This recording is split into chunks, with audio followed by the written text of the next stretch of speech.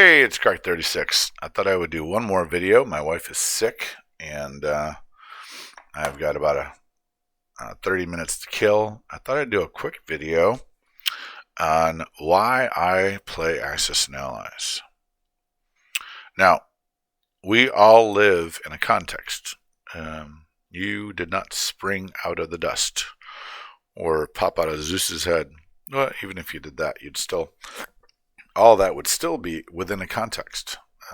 If you sprang out of the dust, you would ask the question, who sprang you out of the dust? If you sprang out of Zeus's head, you'd want to know who Zeus is. So, my answer to the context is that we live in God's world. For by him all things were created that are in heaven and are on earth, that are in earth, visible and invisible, whether they be thrones or dominions, principalities or powers. All things were created by him, and for him. He is before all things, and by him all things consist. That means remain. So we live in God's world. That's the first context. Okay, and then the next context we live in is this one here, is that if we live in God's world, nope, sorry, it's not right there. It's right there. Nope, it's not right there either. Nope. It's that we're in a spiritual war. That's the big point. This is Revelations chapter 13. And, whoops, I want the chapter, not the verse. And in 13, it says here that a war broke out in heaven. Michael and his angels fought against the dragon, and the dragon and his angels fought back. But the dragon was not strong enough, and no longer was any place found in heaven for him and his angels. And the great dragon was hurled down, that ancient serpent called the devil and Satan, the deceiver of the whole world. He was hurled down to the earth, and his angels with him. And then later on, it said the dragon pursues the woman, and she sort of represents both Mary as well as Israel. And the earth helped the woman and opened its mouth to swallow the river. And the dragon was enraged at the woman and went to make war with the rest of her children who keep the commands of God and hold to the testimony of Jesus. So we live in the context of war. That's sort of my point there. Whether we like it or not, whether we want to be, as the scripture calls us to be men of peace. Blessed are the peacemakers, Jesus says. We want to be peacemakers, absolutely. But, and on the other hand, Ode of David, praise be to the Lord, my rock who trains my hands for war, my fingers for battle. So as much as we want to be peacemakers, we need to train our hands for battle. So for instance, I hunt. Hunting has a double purpose, right? I can get some meat for the freezer and feed my family, as well as it makes me aware of martial skills. Then I can keep those skills sharpened as I put my strength first against. Right now, I want to have the ambition to get into predator killing. So, for instance, coyotes would be sort of the first stage of that. Now, why? So we live in God's world. We live in a spiritual battle in which God and his holy angels are in war against Satan and his angels. And now the Lord wants us to learn something about war. Now, hunting helps me on the small level to gain a few skills. I used to play airsoft, but when the kids left, that sort of left too. And I'm not going to go by myself. I just don't have that much time. So then, why? So then, I'm interested in war, knowing that someday it will end, and that deterrence is the best way to prevent war. So you don't prevent war by being outwardly peaceful. You prevent war by being so strong that the enemy does not want to fight you. The bully doesn't want to pick on you. The bully picks on weak people. The bully picks on situations where he thinks he can win. If he doesn't think he can win, he's not going to fight the battle. At least most of the time, I think. That's the theory of deterrence. So, World War II. Why World War II? Because the right here, the 40 million to 50 million deaths incurred in World War II make it the bloodiest conflict as well as the largest war in history. So this was the battle of, this is the fight of all fights. It was probably the clearest delineation between good and evil. Now, the Allies did evil things. The Axis, well, I can't think of anything that they did that was good. And there was actually no good purposes behind it either. There was sort of a, honestly speaking, I'll say it, that I think that some errors in history are more controlled by the malevolent evil forces than others. That's just what I think, more demonic. And leaders can give themselves order. Apparently, there's a section of Mein Kampf where he literally makes this sort of a deal with the devil. Now you'd have to fact check me on that. Maybe I'll fact check myself on that later on. But and he certainly was no Christian leader. He was a pagan. He brought back sort of neo-paganism to Germany and some of his rituals.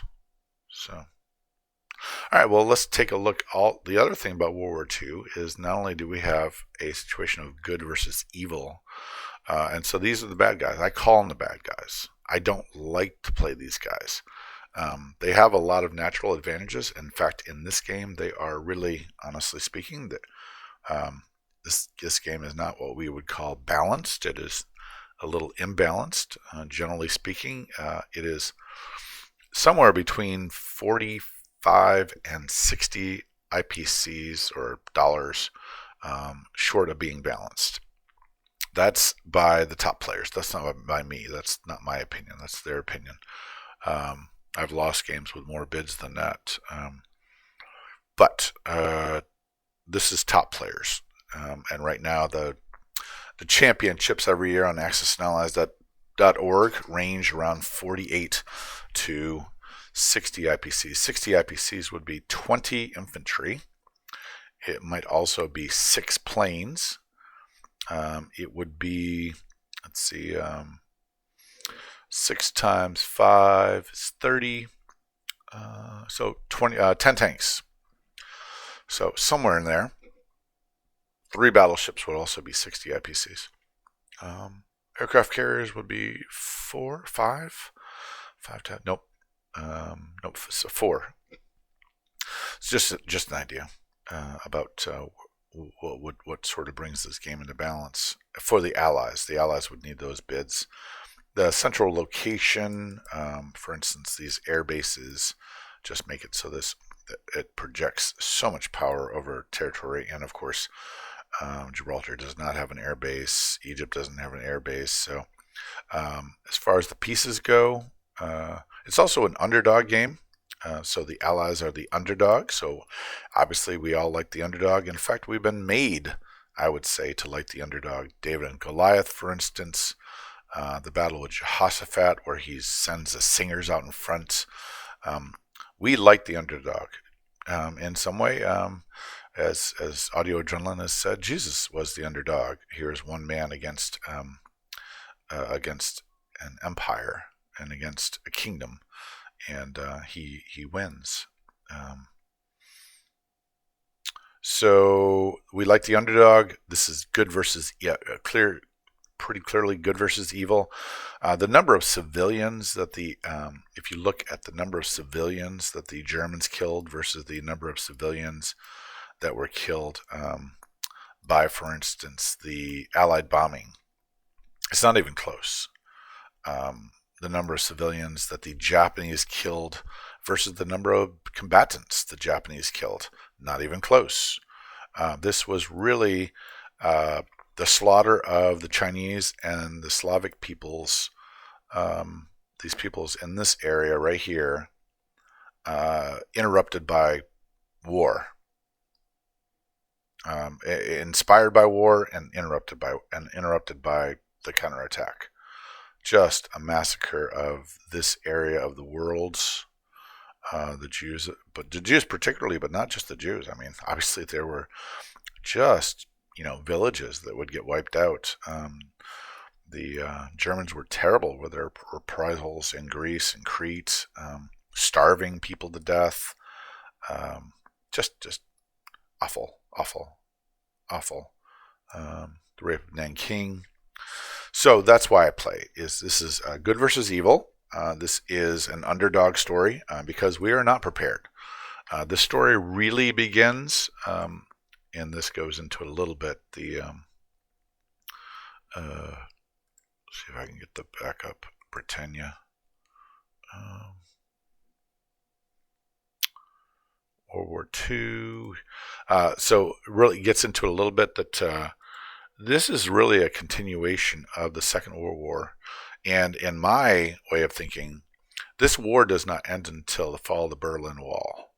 The conflict that begins in 1914, I think, lasts all the way into the fall of the Berlin Wall. I would see that sort of all as one gigantic struggle, with brief, long interlude between the 1918 and 1939, and then lasting all the way out until a small hiatus between 45 and 46 or 7, and then stretching all the way up to 89. So, all right. Well, I just wanted to do a little video.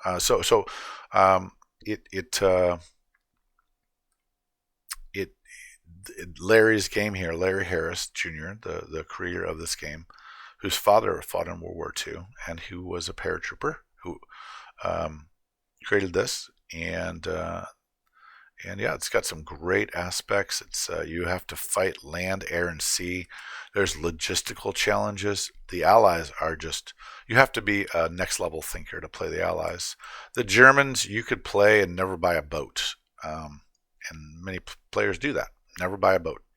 So that's one aspect of the war that just you don't have to do. You're going to try to capture Moscow, and that's what you do. And then you're going to hold off the Allies from taking any of Europe, and maybe you expand down here and try to control the Med so your underbelly is protected. But there are games where a German player never has to buy a boat. Well, that's a certain kind of play, right? I mean, now there are games where you could foreseeably, potentially, never buy a boat for the Japanese. You just buy factories. Probably not the wisest strategy. So Japan is a little more challenging to play. Plus, this area right here is called the Money Islands, and this really has to be gained. Not too many games you're going to win without controlling the Philippines, Sumatra, Java, Borneo, and Celebes. This is where the oil came from, and there's a $5 bonus. So Japan is more challenging, absolutely, than the Germans. If you want someone who'd play a very simple game, it's the Germans. The Chinese are obviously a simple game, and I would just, honestly speaking, just retreat until and stay alive. Just stay alive. Retreat and stay alive. Buy some time. Fight here against. Aim for 6. Aim to have six territories, 2 infantry per turn, and get out of there as fast as possible. The Russians are also simple to play, and you want a lot of times new players will maybe want to turtle and just buy infantry and then back themselves up. Hold Bryansk maybe. Definitely try to hold Moscow. And then stay alive. I don't believe in sort of dying in order to die and, force the big battle. In fact, if you have to retreat, you have to retreat. But you should be able to, against most players, you should be able to outnumber them. And with a little assistance from British fighters, you should be able to hold. And then you can, the big principle there is keep as many people out of Moscow as possible. Because when they're in Moscow, they can only influence this, and they need to be out of Moscow, either in Samara or Tambov, because if the Axis continually own this area right here, your game is going to be over. Because it's just, this is $5 plus $5 plus $2 plus $2. This is $14 right here, and that's just going to put them way beyond your production capability. And this was the original plan when he was trying to go for Stalingrad. He could have easily turned aside and gone to the Caucasus and secured some of the oil fields, but he did not. Thank the Lord. He had a foolish plan, and he had a pretty good plan, but got bogged down in, we've got to take Stalingrad. Interestingly enough, he never sort of committed to taking Leningrad. So anyways, the history is fascinating to me. I love the history, and I'm in the history. This puts my life in context, right? I mean, is my life tough? I mean, have I had tough days at UPS where I'm, in a blizzard? Yes, I have. Where I'm trudging through the snow? Yes, I have. Where I'm freezing and not adequately clothed? Not too many times, but yes, I have. Where my superiors are forcing me to do something I don't want to do? Yes. And yet I look at World War II and go, okay, well, small potatoes, right? Small potatoes in the bigger picture of things. Has my family suffered? Yeah. Yep. Has it suffered this kind of devastation? No. Should it ever suffer this devastation? Hopefully not without my ability to protest, to vote, or even if it came to it, to resist. A slide into that kind of evil. So this puts my life in context. I think I'm in the scriptures every day, reminding me that I'm in a war. This also reminds me that I'm in a war. This also reminds me, by the way, that that winning a war is realpolitik is the word, is the way that people put it. And that's that these guys were not the good guys. These Russians, our allies, they were not. The leadership was horrible, just as bad. Killed more people, by the way. Killed their own people in Ukraine, and before the war, killed their own generals in show trials because Stalin had revolutionaries that grew up with him. And they considered him equals, and Stalin could have no equals. So everyone who was his partner in the revolution, he put them to death. He was just as bad. The only thing that he was a racist. Germany was sort of a racist, superior race, all that kind of stuff. Whereas he was a communist, a Marxist, communist, atheist. So, I mean, these guys were bad. But we needed these guys, and we actually oversupplied them. Now, one of the reasons we did that was because, honestly speaking, Roosevelt was a bit sympathetic. He was a socialist himself, and saw that as the way of the future. Now, the Great Depression had an influence on everyone, and they thought capitalism had failed. So, but I don't think that's what caused Roosevelt to be a socialist. I think he was a socialist from the beginning, sort of that rich elite, few people, oligarchy controlling things is going to be more efficient. We're smarter than you. We're braver than we're your betters, and you ought to listen to us. I'm reading into it. I have no idea his real mindset. I just think that's the mindset of most rich elite socialists. So I am not saying those were actually his thoughts, only that's what I think rich elite socialists usually think is. take away those votes, give it to the oligarchy. We can handle things better.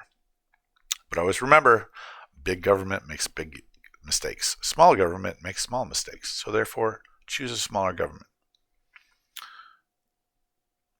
And so this is realpolitik. So realpolitik, my point of saying realpolitik and going into how bad Russia was is to say that we don't have pristine decisions to make. Our allies are not always going to be people that we love. Like, for instance, Roosevelt did not like the British Empire. There was a huge anti-British Empire sentiment in World War II. This is one of the reasons why we generally, besides a small contingent, did not choose to go into this area too much. We had Wainwright in this area, I believe, but not too much. Not too much. We chose the island hopping as opposed to, just bringing a mass of troops over here, dropping them in India because we didn't want to support the British Empire. There was a stink to it, and things happened in India, like the famine that people blamed on Churchill, and that didn't get good press, and obviously it was a terrible disaster as well as a human tragedy. So we didn't want part of that, and so we did not send a lot of support through this area. We came in both through the south with MacArthur ending up in Philippines, and through the mid section under Nimitz or Halsey. Nimitz, I think. And went into the Marianas, Guam, Iwo Jima, Okinawa eventually. Okay, well, that's why I do World War II. The context is we live in God's world. There is a spiritual warfare that has its analog in the physical world, many times between good and evil. The Lord wants us to train for war, to be ready and fit, to defend our families and our country. World War II is the greatest example of that. It is an underdog struggle, and it is one of the clearest wars where it's a delineation between the good and evil, and being the underdog. You have to work really hard and think really long and hard about, not just like chess. You can't think one turn, two turns ahead. You've got to this stuff here, United States. It takes 2 turns to get anywhere. So you really have to think ahead, and so it's like a way better version of chess. And then with the house rules and variations, you can end up having a lot of variety in the game and a lot of creativity. And there's a jigsaw puzzle element to it, right? We're trying to solve, how do we save Moscow? How do we save Egypt? How do we save India? There's a jigsaw puzzle to it. And we're puzzle solvers. God has made us that way. All right. That is Crockett 36 says, why I play Axis and Allies. Out.